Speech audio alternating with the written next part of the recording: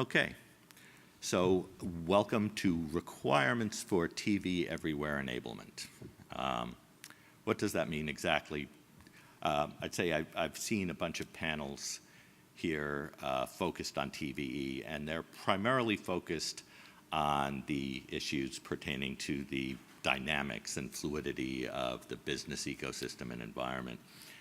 So while these are obviously very important discussions, what we'll endeavor to do today is to examine some of the technical dynamics underlying TVE implementations.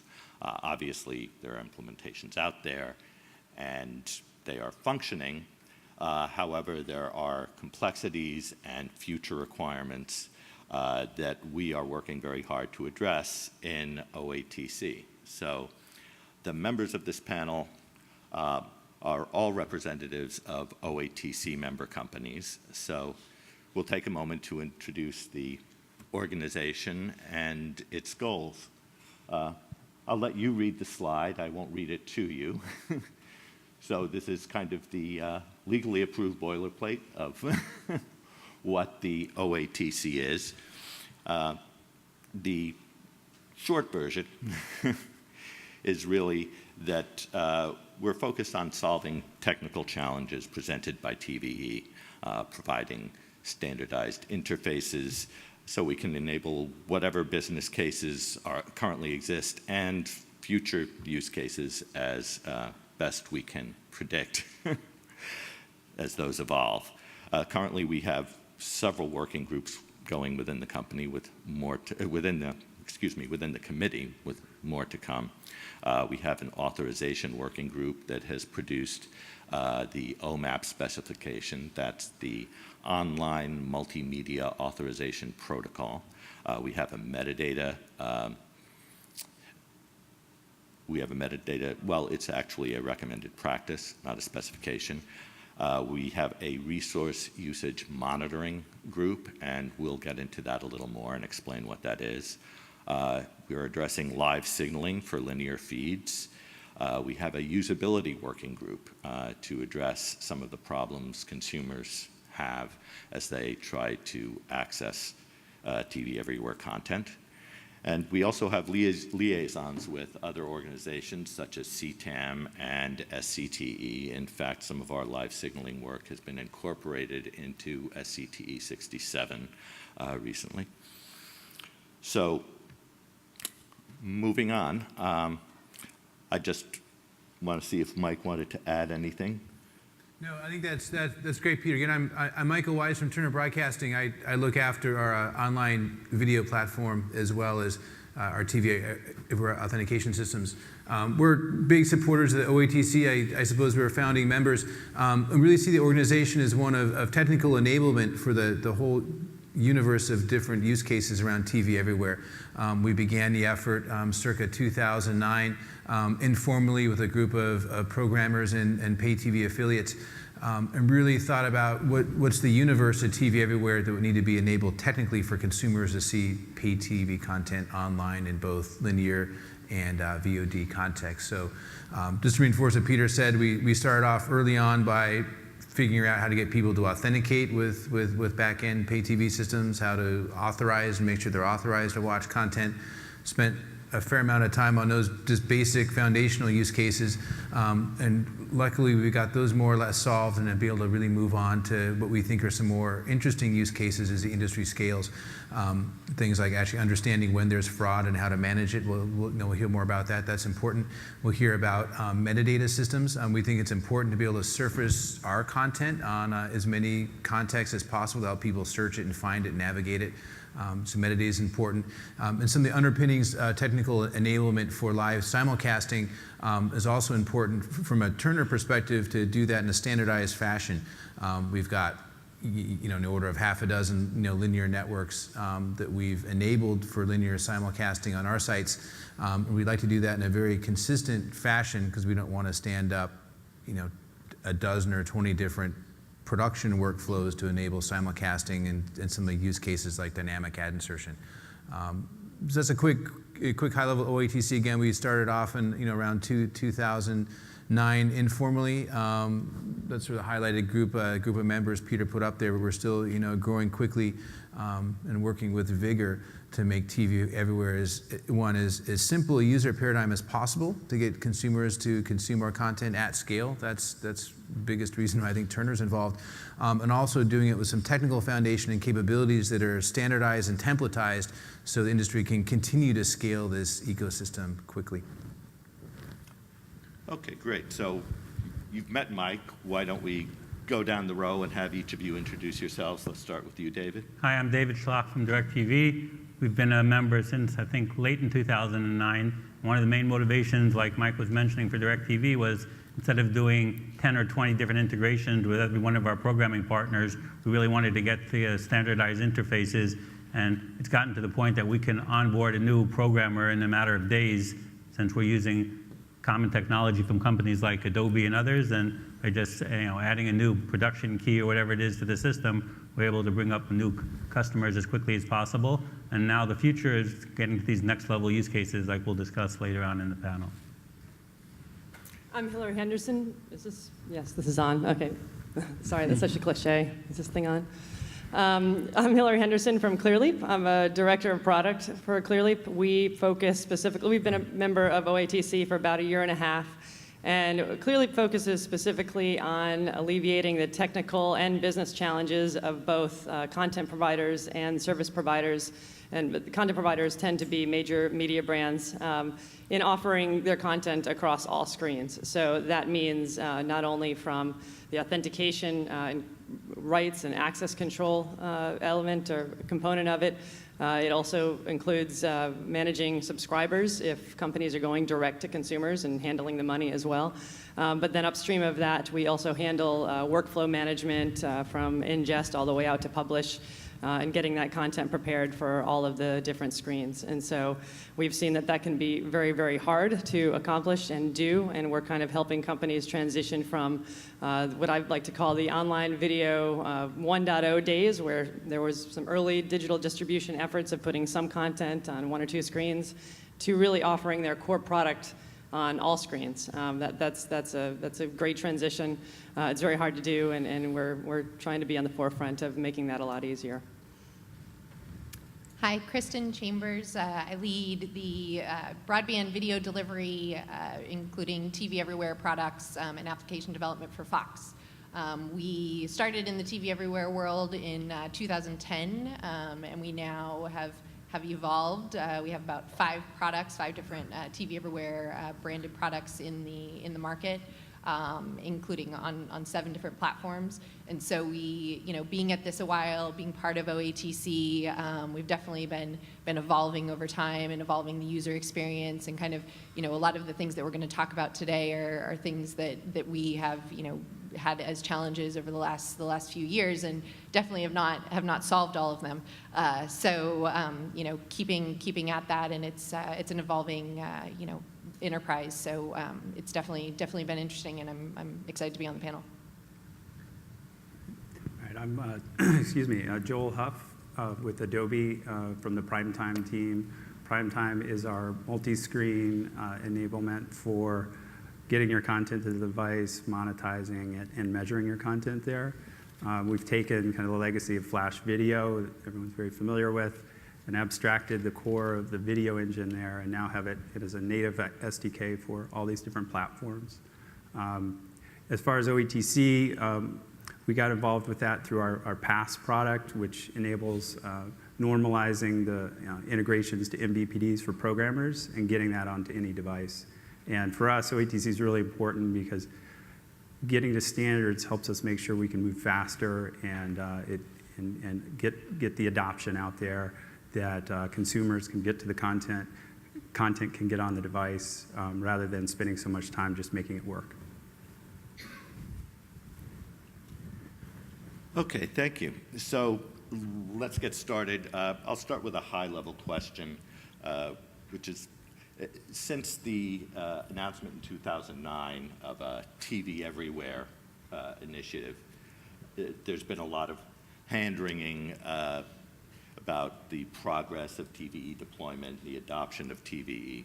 So let's start with you, Hillary. How would you describe the current state of TVE? What are the current challenges and successes, for that matter? Sure. Well, first of all, I think the term TV everywhere puts a lot of pressure on itself. It's why we are having discussions today about why isn't it everywhere. It's a big term. So stepping back from that a little bit, I would say if we talk about, and there's different definitions of TV everywhere, and when we can, we're clearly talking about content that requires a pay TV subscription. If you step back and look at the state of streaming video and consumers watching video on connected devices, when and where they want to watch it and the type of content they want to watch, which is increasingly the good stuff, the full-length episodes and movies, that has been a tremendous success. It's seen explosive growth. We know the growth of mobile viewing is just exploding. It's 50% of all mobile traffic. The video part of it alone is. We know that video-capable connected devices are growing, and I think 35% in the next 3 years. It's 9 billion online video transactions happened last year alone. So I think consumers are getting what they want, clearly. They're kind of leading this. They're pushing us along. I think TV everywhere, and so stepping back to that's kind of I think the consumers are definitely winning in this space, and there are challenges that we'll talk about with the login process and such, but I think as a whole it's been very successful that consumers are getting what they want. I think that the challenges are, as I touched on before, are the TV networks and the service providers that are trying to do this. It's again very hard. So as you were bringing these apps and websites to market, authentication aside, I think again, processing one piece of video to get to that end screen is a chore. There are a lot of variables. You've heard about them the last couple of days, so I don't have to elucidate each and every one, but from the DRM systems to the adaptive bit rates to the different dynamic ad insertion, the dynamic ad marks, marks that you want to put in to talk to the downstream systems, all these things are different across devices, and you really have to think about all those things. So that's a big hurdle to be able to centralize that and make that easy and provide real visibility into how that process is going and where things are ending up instead of just kind of throwing it into the void. I think that, again, in that online video publishing 1.0 world where we saw the OVP is kind of helping people publish some video online, it was you could kind of do that with kind of bubble gum and rubber bands or whatever that phrase is. I don't think that's quite right. But you could kind of do that very easily, and I think TV networks could make it happen. But then as more and more platforms have emerged, you can't get by with the old ways. So you need to, the more technologies that are out there that help you centralize and manage that, the better. I think that also another challenge is obviously the authentication, the user experience. But I think that's the only piece of it that is a challenge right now. There's no reason that the user experience has to be bad with TV Everywhere apps themselves. In fact, I think it can create a better user experience of connected devices than it can on the normal set-top box. So I think that there's been tremendous success there. So while there are some challenges in the operational side and again the authentication usability side, I think largely consumers are getting what they want. They're happy. But again, we're focused on solving the challenges for the ones providing it. Anyone else want to add to that specific challenges that your I companies are facing? think I generally agree with the assessment.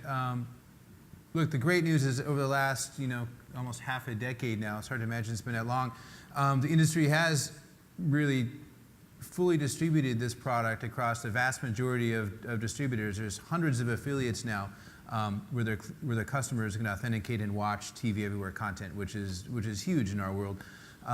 If we think back in time about how long it took, pay TV distributors to roll out things like high definition television or video on demand or even digital, the rate at which they rolled out TV Everywhere authentication is really striking.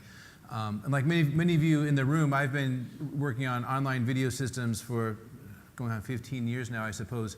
And the rate of innovation and the rate of change and technical adoption, whether it's from streaming platforms and distribution systems that the CDNs have built, or whether it's from higher degrees of resiliency on the client side from Apple and Google and everybody else who's really built some resiliency into the player technologies, and not to mention the broadband and carrier networks. We're finally at a time where consumers are actually able to view content at scale on a variety of devices. So a couple of things have happened that's exciting in our industry. We've got technical enablement on the distributor side, so people can actually authenticate and get access to all this content that has been really locked away, previous to that. You've got devices that are affordable and have chipsets and designs and streaming technology that actually can render this content. And at the same time, we've got carrier networks that can deliver it. So I think the final piece we're striving to get in place is just make it easier for consumers to authenticate. We're seeing increasing authentication rates, which is great. They are, in fact, calling their providers and figuring out what their passwords are. And we're seeing, particularly for live sports and news and some high-profile entertainment content, a lot of people are authenticating. A lot of people are watching it, but it's still hard. We're big believers in things like auto authentication, where if a user is in their house and there's a cable modem or a satellite TV set-top box connected to their network, they should just get in and watch content. We've done some trials with a couple of providers that have worked out extraordinarily well from user adoption perspective. So we're working, again, with the OATC to work to make that happen, the notion of auto authentication. And on the back end of it, how do we manage the fraud once everybody actually can watch this stuff, which we'll talk about. The challenge, I think, is technology is moving quicker than we're able to catch up. We have back-end systems that need to be modified. There's all these companies like Turner and others pushing the edge on what they want to do as far as consumers want everything all the time on any device. I think it's our job to try and make it easier so that same way they can turn on their set-top box and watch TV, they can turn on their iPad or their phone, at least if they're in the home, and be able to watch the TV with the same amount of friction. And the standards at OATC, instead of trying to catch up to where the reality is, we're trying to shoot a little bit ahead of where things are going so that when some of these things get rolled out, it makes it easier for a big swath of the community to roll these things out together. Okay, great. I mean, that really leads into my next question, which is those of us who have been involved in TVE deployments and implementations have certainly seen, and unfortunately I can't give real numbers, but we've seen a drop-off as users move through the process of what we call the authentication funnel. As you can see on the slide, they discover content, they then have to log in, they don't necessarily know their login, and so on. And I'll let our panelists speak to the slide. So let's start with Joel here. What do you think can be done to help unblock the TVE funnel, if you will? Sure.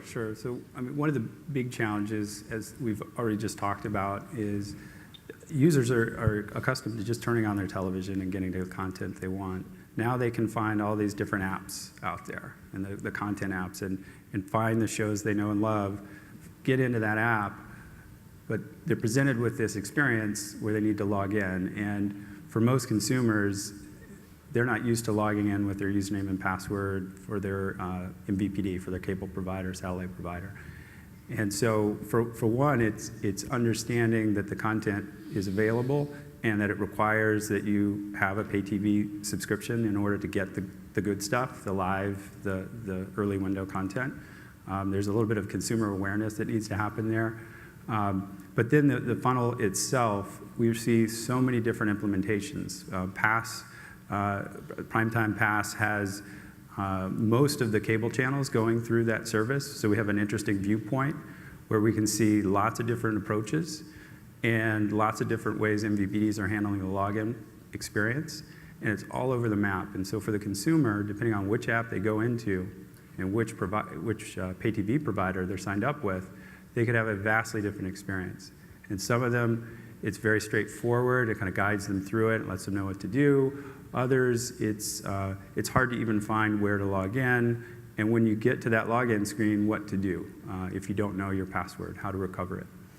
So as part of the OATC group, getting some of those standards clear about how are we going to message this to the consumer, how should they understand it, can we have some consistency in how it's presented across different sites and brands, and then for MVPDs and that login experience, some standards there as well. So people, if they don't know their password, there's a way to recover it and move on with the flow. So we've had some good progress at OATC there. But then the other side of it is being able to measure it consistently. We've had lots of problems across our customer base and across the different operators on when does that funnel begin, and so that a programmer and a MVPD can measure it the same way. So that's another big effort we've had underway, is just labeling the different parts of the funnel with common terminology so that a given implementation can have the same numbers that they're looking at when they're talking to the MVPDs, and MVPDs have a way they can know how they're doing against the competition. So those are some of the steps I think that are really important. Anybody else want to address? Yeah, well, obviously, if you can implement things like social login, auto authentication that we talked about, and get the user when they reach the point of playback after they've found the content, get them in as quickly as possible. Anything you can do around that is obviously pretty key.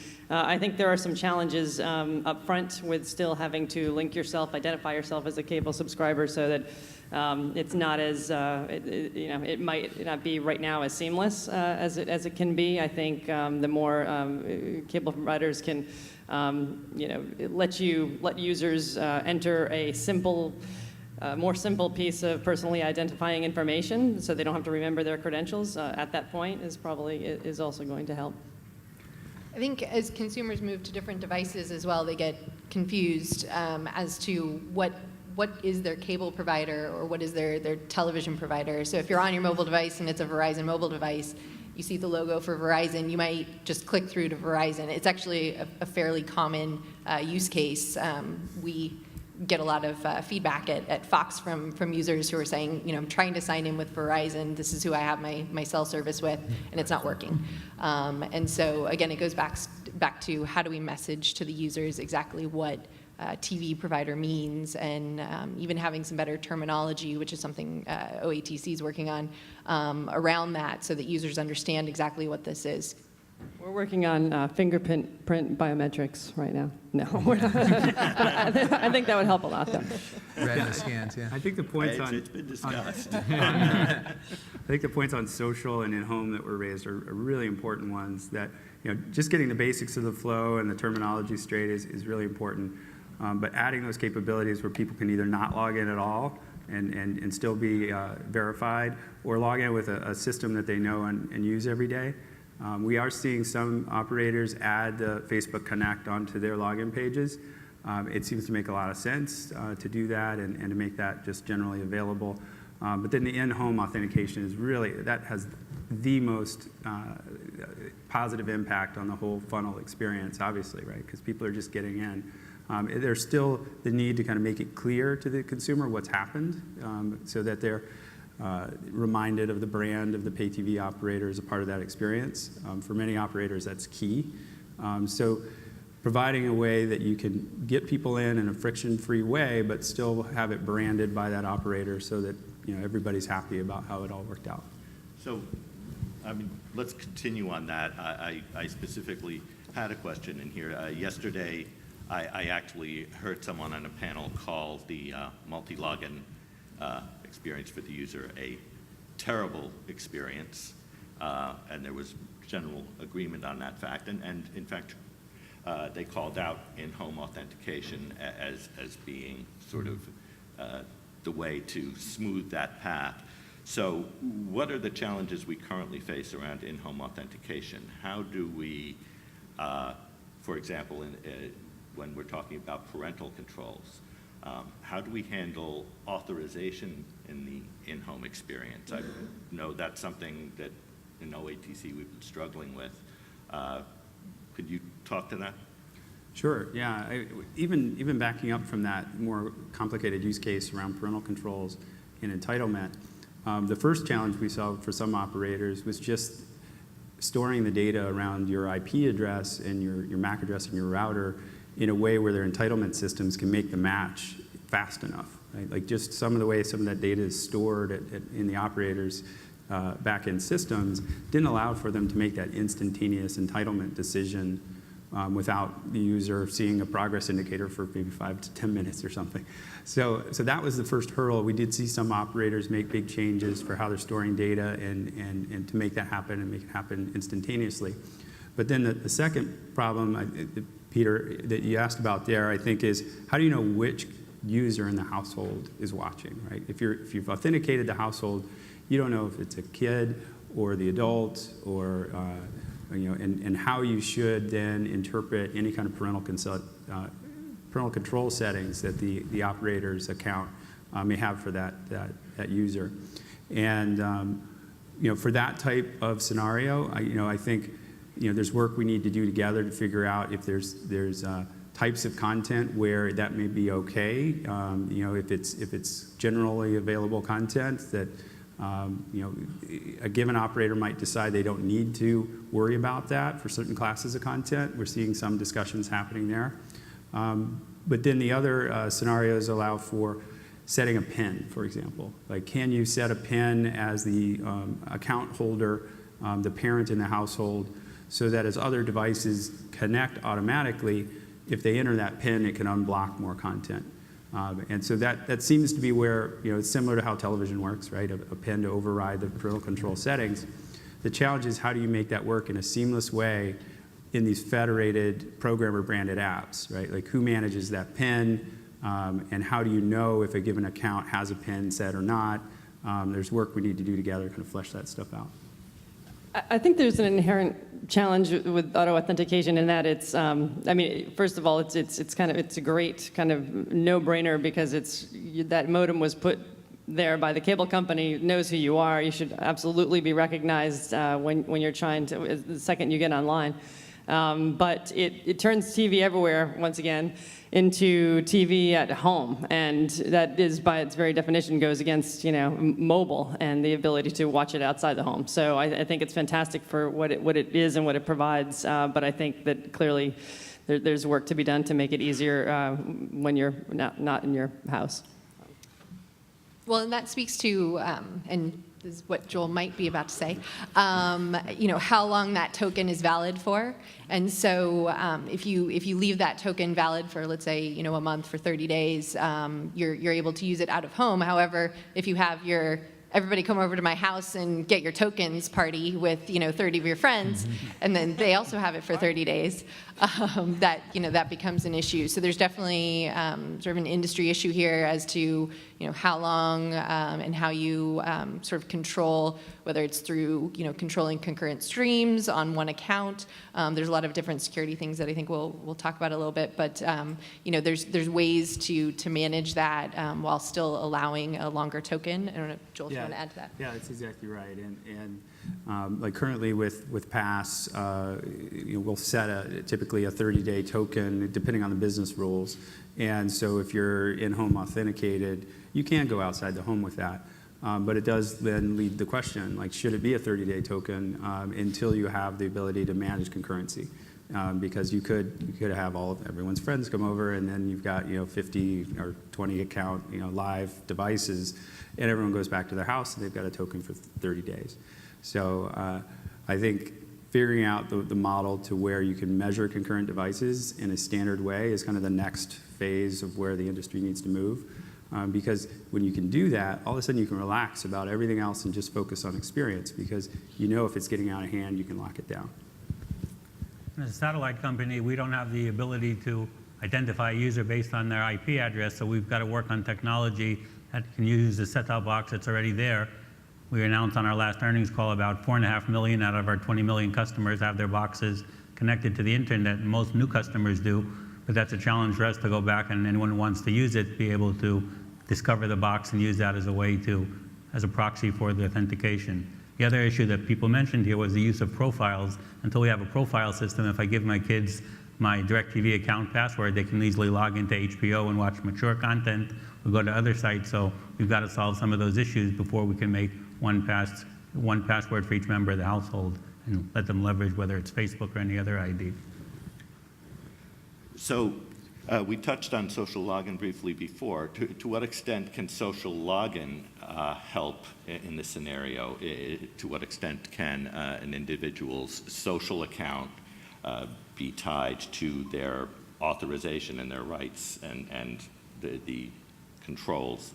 I know that just recently another OATC member released what they're calling their Cloud ID social login product. Basically gives a Facebook Connect-like experience to customers' users. So do you see that potentially playing a role in alleviating some of these problems? Yeah, I think it absolutely would. Like hundreds of millions of people around the planet, I have a Facebook account that I use periodically. I don't need to look up the password for it, but I think the last time I checked my bank statement, I had to dig in my secret record locator for that password. And that's actually something I use fairly frequently. Yeah, so I think once that initial step of linking a social account like a Facebook or a Google account or whatever it might be to a distributor account takes some effort. The user does need to find their password or account information to make that one-time binding. But after that, they can more or less forget about it, and it just works. So we're big supporters of that.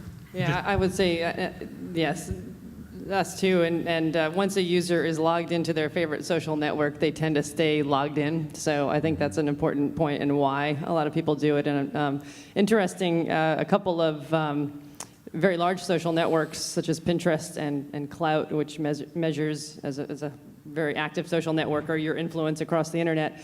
Both those networks only have the ability to create new accounts using other social networks' identities. You can only log in with Facebook and Twitter. And there's also an advantage to doing that because you can then kind of tap into that user's networks. You can pull in contact information from the networks. You can start to do interesting things there. Yeah, I think it also presents some challenges, though, for some consumers. They may be worried, like, are the shows I don't want anyone to know I'm watching going to be posted to my wall, right? And so I think part of it is understanding how the kind of permissioning works. There were some hurdles, I think, with some operators to understand, like, you can implement Facebook Connect on your login page, and really all it's doing is account linking. You don't have to worry about it's posting to somebody's wall or any of that stuff. So part of it is for the industry to understand that, and also in how it's messaged to consumers. So that is a utility to help with the login flow, but it doesn't have to be something that pulls in the social graph. It can be, and you can present that through the permissions dialog, and all the social networks have that as part of the OAuth protocol. So it can be managed, but it has to be thought through before it's going to be successful. It also solves a lot of the problems for people who are active on social networks, but which probably includes most of the people here in the room. But we've got to remember the TV audience has got probably, I don't know percentage-wise, but a big share of the audience that don't use Facebook and don't use Twitter. It's not going to solve their problems. It's not going to solve problems for children under 13 who technically are not supposed to be using social networks. And then again, it does require operators like ourselves to have the ability to manage multiple accounts per profile. But all that stuff is in the works, and I think you'll see it roll out over the next 12 to 24 months, but don't take that as a firm date, but everyone I know in the industry are working on these different solutions. So I'm hearing it's great, but it's not the silver bullet, right? It's part of the silver bullet. It's the beginning of a silver bullet. One of the things that appealed to me about it was that it enabled functionality across devices. So once I've established that, I'm probably logged in on Facebook on my iPad, on my phone, on my laptop. Once I've made that connection, I don't have to re-authenticate. So it's another case of that. So I'll use that as a transition to more of an out-of-home experience where we can't necessarily auto-authenticate. How do we improve that second step in the funnel, the MVPD discovery? How can we just kind of make that a seamless process? How can we essentially, allow that seamless authentication when we don't have a cable modem identifier there? Can we talk about that a little bit? Anybody? I see people looking at Joel. Joel always has all the answers, it seems. Well, I can certainly talk to how it works at Adobe, and the way our solution, Primetime Pay TV Pass, is designed is it can help you as a programmer know if any other customer has already authenticated that user. You will have that as a hint that session already exists, and then we can use that to do a passive authentication over to the MVPD. So in that model, it only takes the user getting through it with one provider or one programmer, and then they're kind of unlocked for the rest of the apps that are available to them. I think in a next phase of how that plays out is figuring out the right model for standards around some of that stuff. But I think the momentum around Pass has been to solve that problem of single sign-on. And single sign-on is a big part of just getting people through it once, and then they're just enjoying content. But I will say that I think that it's yes, I think single sign-on, anything that we can do, and we enable single sign-on as well across any content provider that the affiliate might have TV Everywhere deal with. I think from a consumer perspective, not speaking for my company, I don't know that people necessarily watch TV that way. So if I'm watching Game of Thrones, do I want to instantly, move over now and watch the Olympics? I don't know, maybe. I think it becomes more important. I think that feature becomes more and more important as there's more tools for content discovery, and I am able to search for content in kind of an aggregated environment, and I'm not even quite sure which brand I'm looking at, and I just want to go from one show to the other, and then I think that seamless login becomes even more important. So often described as passive authentication, and I'll add that that's something that OATC is actually beginning to pay more attention to allow users to move from site to site, device to device, and so on without having to re-enter credentials and so on. So one of the major complaints I hear from consumers, which is friends and family, is that just finding the content, knowing what they have access to. I've heard it described as the you don't know what you have problem. So solving that is also an anti-piracy play. I actually once caught my kids torrenting content after I had said, hey, find it online, I'll pay for it. They wanted to watch some movie, I don't even remember what it was. And they had spent half an hour, 45 minutes, they couldn't find it, and finally just resorted to the path of least resistance. So essentially the question is, how can I improve the search and discoverability across all the different services that are out there? I mean, whether it's Netflix, Hulu Plus, Amazon Prime, plus all of the MVPD offerings, all of our content owners' offerings. How do we get there? That's open to the panel. Well, there's some tension, again, between some of the companies like Manhattan with their apps like Fan, that they can help you discover content, but once you find it, you don't have an easy way to play it. And it's a challenge as an MVPD. Do we allow companies like that to link to our content? And there are companies out there that give an example. Again, NextGuide is a iPad app that if you click on it and say you're a Directv customer, they'll link directly to our website, and with one click, if you're logged in, you can set a recording, but you still can't watch the content on that device. So it's up to us to offer these APIs and business agreements to allow third parties to link and start playing the content, as long as we're the one, or our partners like Turner, et cetera, are the ones delivering the actual content.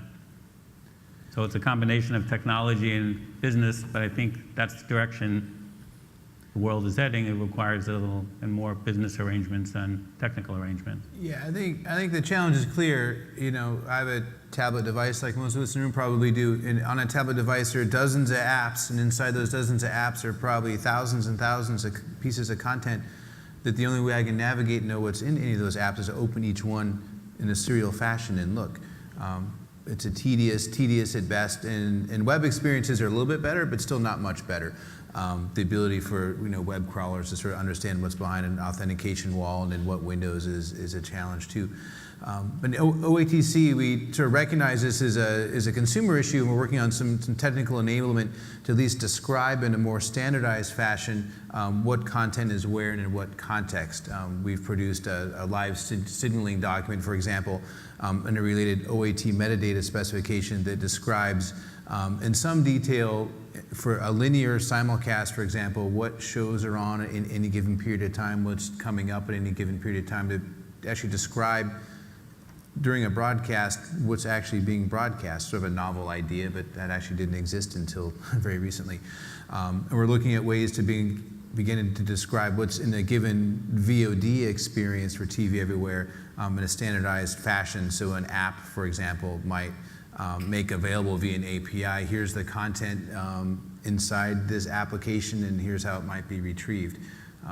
And as those standardized methods begin to emerge, and they're updated continually by us programmers, we think there are models that will emerge that will eventually help consumers find the content they want, where they want it, and actually be able to consume it. But we're very much on the case on that one. Yeah, I think that's the key, is externalizing the metadata inside those apps to make them, the content inside of them discoverable. And I think some of the new stuff we've been looking at in the OATC metadata feed is deep link standards across device, yeah. Right? So that regardless of what the device is and who consumes that feed, you can deep link into that episode that the consumer wants to watch. And so that'll make the discovery of content deep inside those apps easier to do.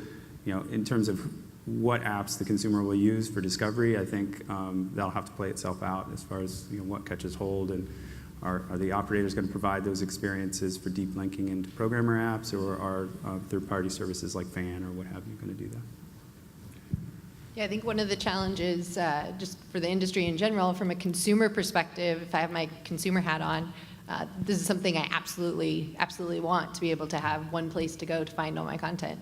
But with my Fox hat on, it's definitely a different story, and it's a hard use case to prove for both on the programmer side and on the network side, because the content often resides in both places. So we may have content on Fox.com that is also on the Xfinity website, for example. And so where in that case does it deep link to out of this consolidated experience? And so it's definitely a challenge.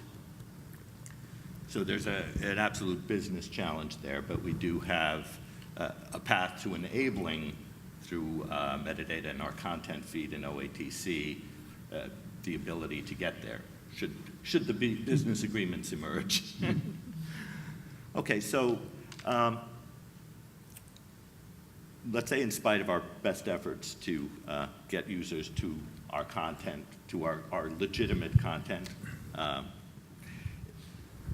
what are the ways that we can help protect our content? So how do we discover the fact that our content is being pirated, that maybe credentials have been shared?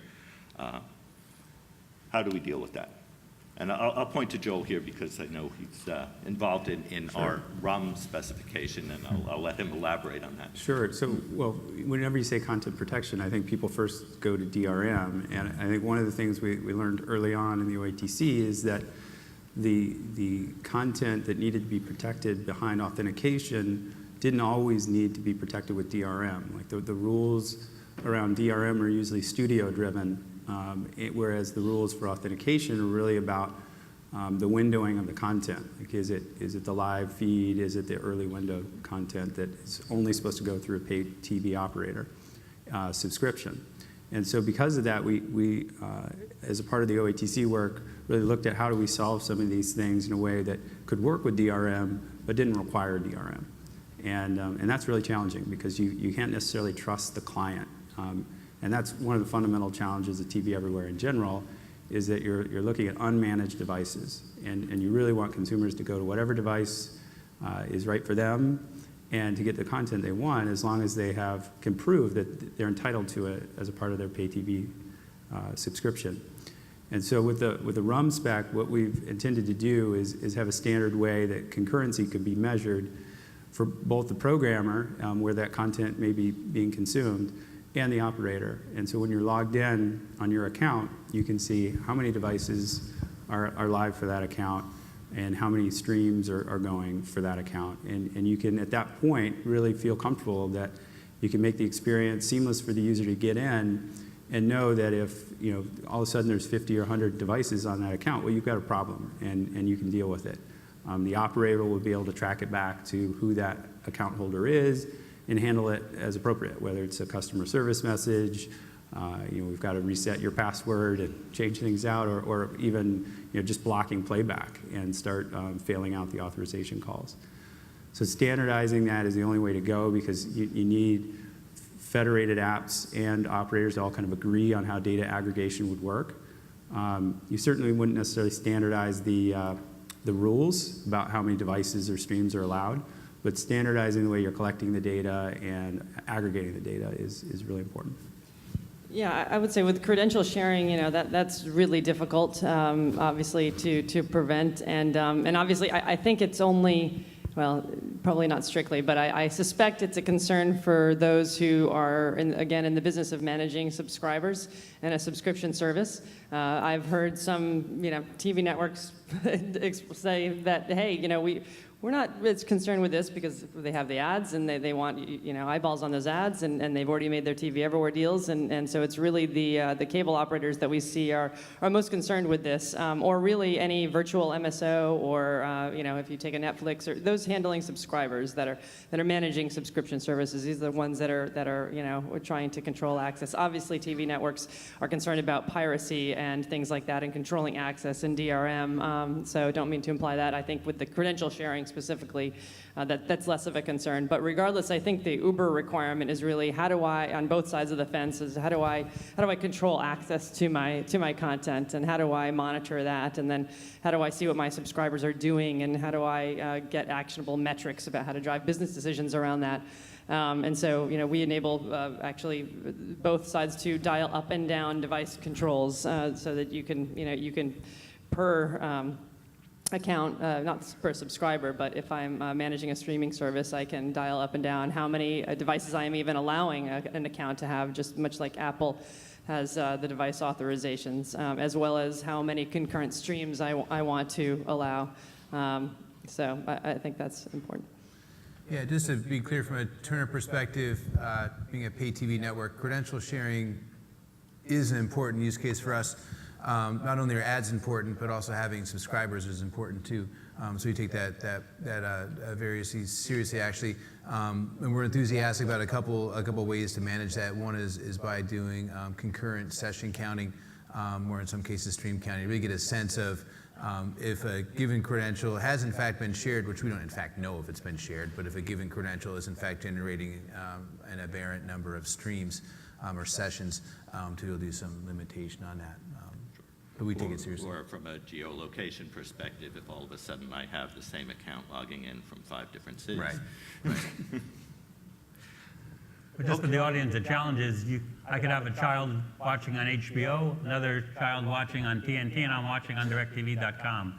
And you've got to track all those sessions and all those devices at once, and all the business arrangements and everything else that go with that. And that's really the challenge that we're trying to address here. Exactly. So the RUM specification is really, for all practical purposes, complete. It has to go through the internal review process at OATC. But for those who are interested, that should be available, we hope, in 90 days or so. And for all you people stealing HBO, we better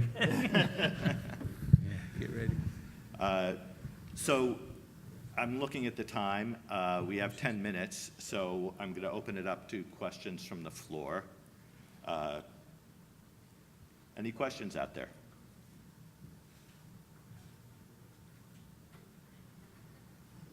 None? Not a peep. Answer them all. I see one back here. Do we have a microphone? I can hear you, We'll but I repeat think it, they may want to pick you up on the mic for recording purposes. We can just repeat it.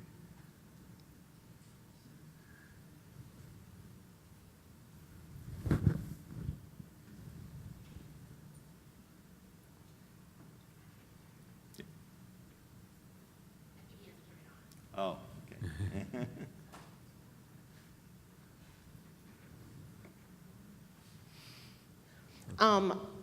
I actually work for a cable provider, and we've gone through, we built up our TV Everywhere program. I assume the concerns you're talking about is getting all these different systems to kind of work together, Directv and others to work together, because we started out working with HBO, and luckily they had a very structured program, and a lot of the problems you guys are talking about, we really don't see out there. I think they track their streams. They only allow 3 concurrent streams at a time. We only allow 3 username and passwords per account. We handle the parental controls in-house, so if Thomas Sr. and Thomas Jr. is 4 years old, both have HBO accounts, they don't get their cues mixed up or what they can see on HBO. We have their account page they go to, and it clearly states exactly what they have access to with us as far as what they pay for every month and what they have online content with. My question goes back to how will this affect cable providers when the RUM specifications kind of go into effect? Well, I'll direct that to David first. I'm not sure what you're asking as far as how it'll affect, meaning if you're using HBO then, and only HBO Go, then it's a self-contained system. But if you want to go to another site and that same child is 4 years old and keep those same restrictions in place, you're going to want to have that same parental rating, password work across all those different systems.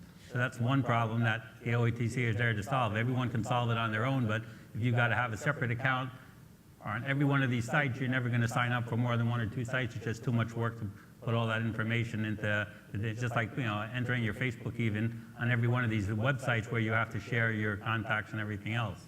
So that's one challenge. The other challenge is we offer a lot of the same HBO content, and some of our subscribers are going to come watch it by us. Some of them are going to go to HBO because maybe they've got more longer, outtakes and things like that. But we need to solve the problem across both systems so that if you can only have 3 streams, you can't watch 3 streams on HBO site and come back on Directv at the same time and watch another 3 streams, because otherwise you'll go share your password maybe with friends on HBO and use the Directv site for your own stuff or vice versa. Yeah, that's really the key. Is that answering your question? I'm not sure exactly what the angle you were looking for. But I think that's kind of a key point in line with the questions is, as you stated that you're relying on HBO to handle it. And that I think the concern we've seen across the industry is that it may not scale. It probably won't scale. And it doesn't give the use case David called out a way to function correctly so that Directv could see the aggregate number of streams across the federated apps as well as their own sites and apps. And some of the business rules require that you know the aggregate number across all the different apps, and the only way to do that is in some central data collection. I should point out that there are contractual obligations on the part of programmers in their relationships with distributors that require that we comply with whatever the agreed upon stream limit is, concurrent devices, and so on. So the case you described is great within that silo. Once you start talking about users kind of branching out beyond your particular site and your particular implementation, that's where I think it may begin to break down a bit. And from our experience, we've also worked with Fox Business, Fox News. We're currently working with Adobe Pass to get A&E and a couple of others on board. And every one is a little bit different. Actually, HBO has been the only one that has put a limitation on the number of concurrent streams that can be ran at the same time under a single username and password. So it does vary from company to company, and you, as a cable provider, we have to stay kind of flexible as to what they want and what their contract says. Yep. But I was just wondering whether the problem was coming in with the fact that we're talking about expanding it out with Directv and other partners along those lines, because we've kind of worked everything out and it hadn't been too much of an issue. I do see the parental controls. I was speaking with Campbell yesterday, and was expressing some concerns about the parental controls. If you do this auto authentication in the home, then how do you keep Tommy Senior from seeing, or Tommy Junior from seeing what Tommy Senior is capable of seeing in the house? So, Right. I mean, those are all definitely issues that we have looked at it and are considering as we move through these specs. I should point out that you feel like you have a good, solid implementation, and that's great. And OATC is not a body that requires any compliance. These are all voluntary standards. We produce these together as content providers, MVPDs, technology providers. As you said, you were working with Adobe, you've been working with Fox. And we produce these as a group to help enable implementations. If you're happy with what you've got, awesome. That's great. So I want to emphasize that these are purely voluntary standards. We are not a body that in any way mandates compliance with anything.